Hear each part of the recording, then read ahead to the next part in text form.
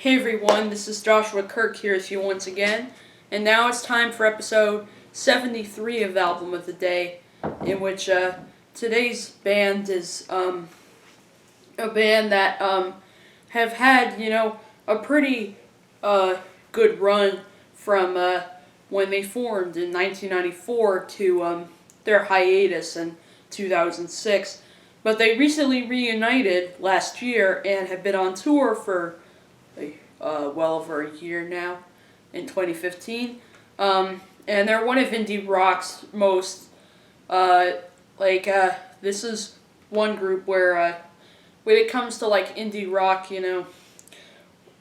fans and critics agree that this band has a lot of very relatable stuff in terms of their intelligent lyrics, their energy, and some very over-the-top vocals. The band that I'm talking about is the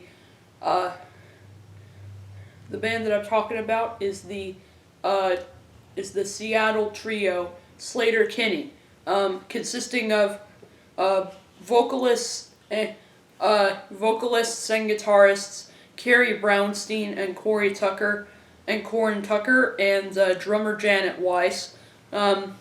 They've put out well over, I'd have to say they maybe put out, maybe 7 or 8 albums or something. But I'm here to talk about, I believe this is their 6th album that came out back in August of 2002. And it's called One Beat, which, this is my CD copy that I have here. The only Sleater-Kinney record I have on vinyl is Dig Me Out. Everything else I have from them is on CD. But yeah, there's the back there. There's a photo of the group there. Janet, Carrie, Corin. And this is the booklets in here. It's got the credits and, of course, there's the lyrics in there. Really nice artwork going on here in the album sleeve.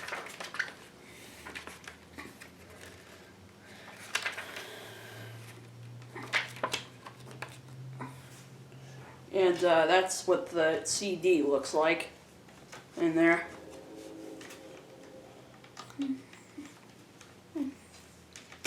So yeah, that's my CD copy of One Beat by Sleater-Kinney.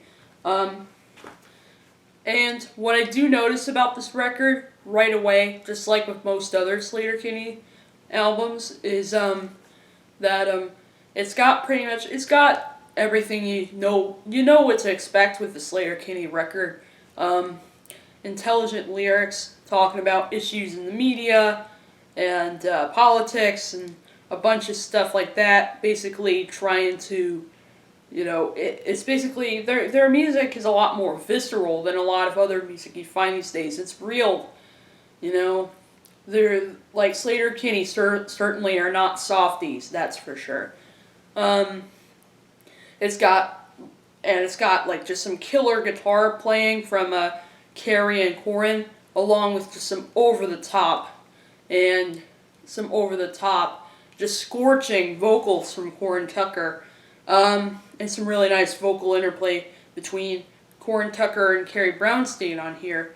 And then there's Janet Weiss's drumming that is just so full of energy, and just has a lot of great rhythm to it.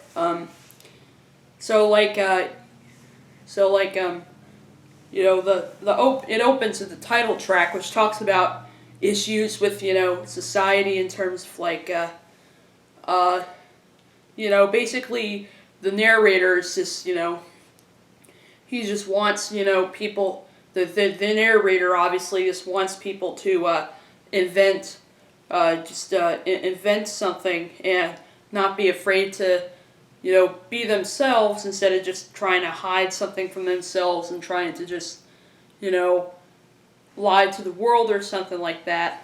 So I really can relate to the song Sleater-Kinney writes, because I can't agree. Society tends to just focus more on money and, stereotypes and stuff like that. So it just frustrates me how the world is like that. So I feel so it makes me feel really good to know that there's a band out there that agrees with me on these kind of issues.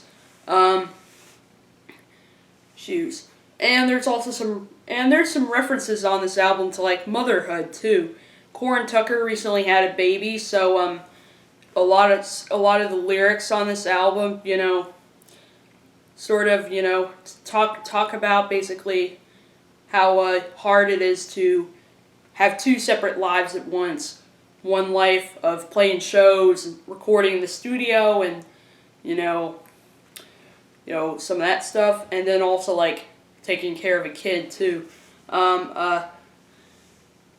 So references like that can be heard on songs like "Step Aside" or the closing track on here, "Sympathy," talking about how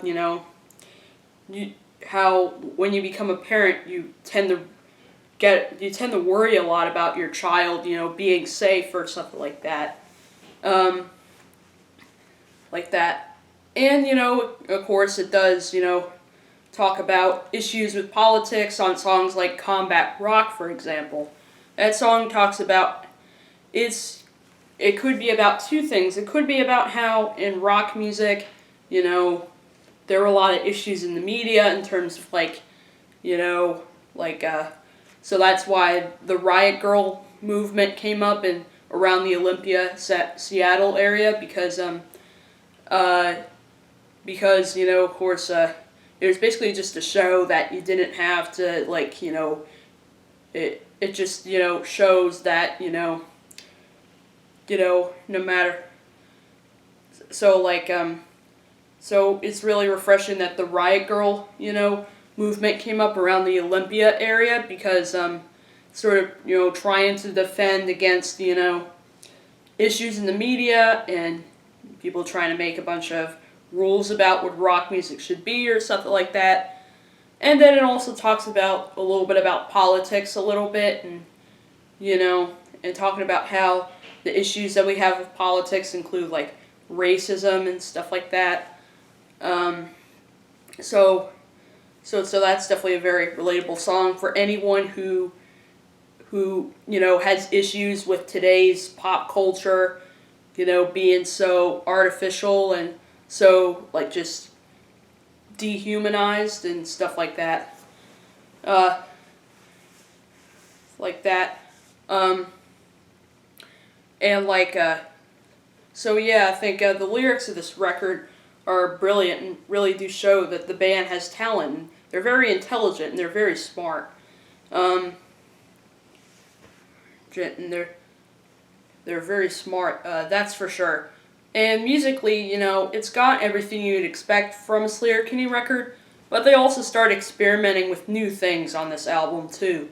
Extra instrumentation, whatnot. Like, there's some use of synthesizers going on this record, most notably on songs like Oh, Combat Rock, and Pristina. And then there's, some, and then also like, and then also there's like some horn and string arrangements that appear on the album too. Like The Remainder has a really nice string arrangement on it, and then there's Step Aside, which has this horn arrangement on it, which I think fits in with kind of the fun, sort of party attitude going on with that song. And then there's this really spooky theremin on the song Funeral Song, which I think sounds amazing. That I just think sounds great on there. Fits in with kind of the dark aesthetic of that song. It uses kind of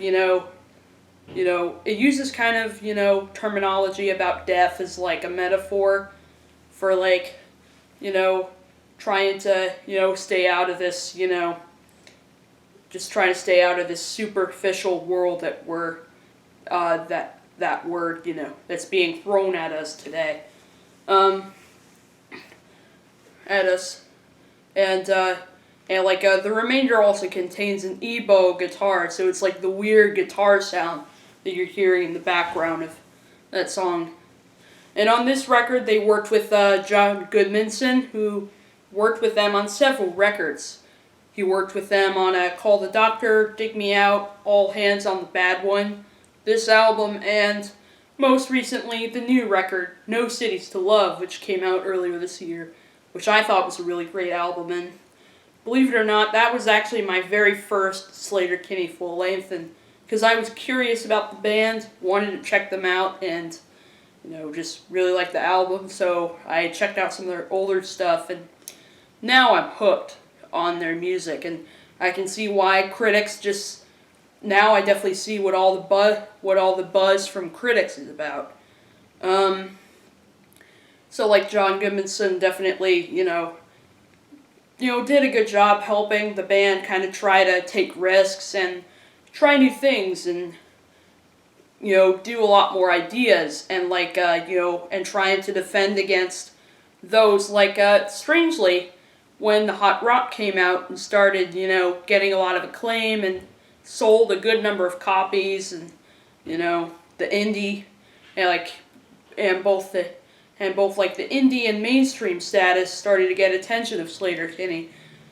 Some people strangely started calling them sellouts, which I think is a little strange, and Corin Tucker said that she strongly disagrees with this because there's no way that this band are ever going to be sellouts. Sellouts are people that sell 1 million copies and try to record songs just so they can boost CD sales, and that's not going to happen for Sleater-Kinney.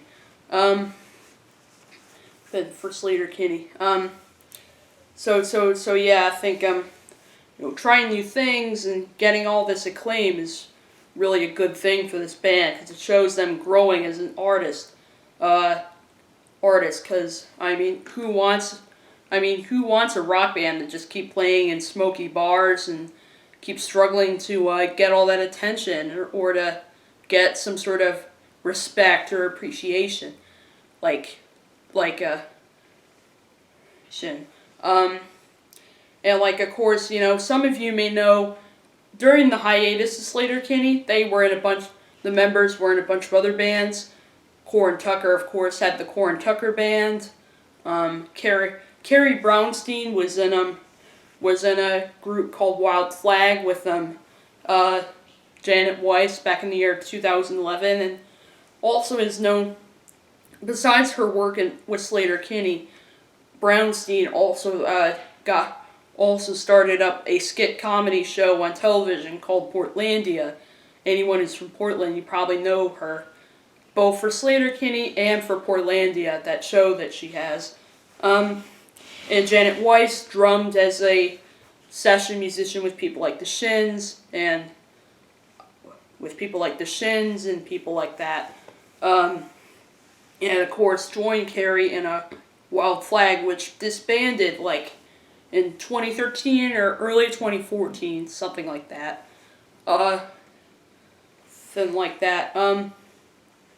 So yeah, if you're new to Sleater-Kinney, I recommend starting with maybe Dig Me Out. Dig Me Out's probably my favorite Sleater-Kinney album. It's so raw. The vocals on it are killer. Guitar riffs sound amazing. Some very intelligent lyrics. I own myself a vinyl copy of that album. Highly recommend that album if you haven't checked it out yet. Which I'm probably going to do a review of that album sometime, but just don't know when yet. But yeah, I highly recommend One Beat as well, because the songwriting is very well done on it. The songwriting is very well done. Musically, a pretty creative album. This is arguably a more creative album for the band than the albums that came before it.